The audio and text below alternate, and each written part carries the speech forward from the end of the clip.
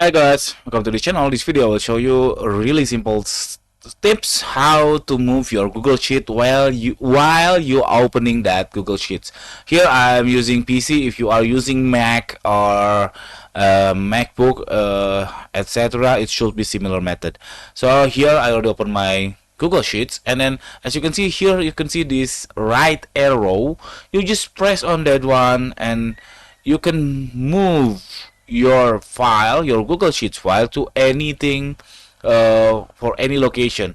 For example, I want to move it as my shared folder, or I will find another folder for it, or I just click.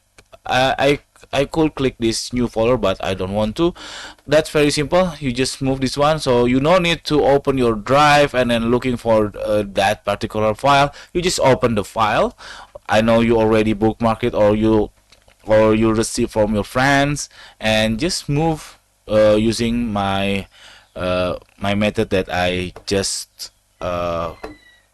explained to you. Okay, that's it. It's very simple tutorial. I hope it's helpful for you. If you think this content is helpful for you, please subscribe, or you just click thanks on down below. We will really appreciate that. Thank you. Bye bye.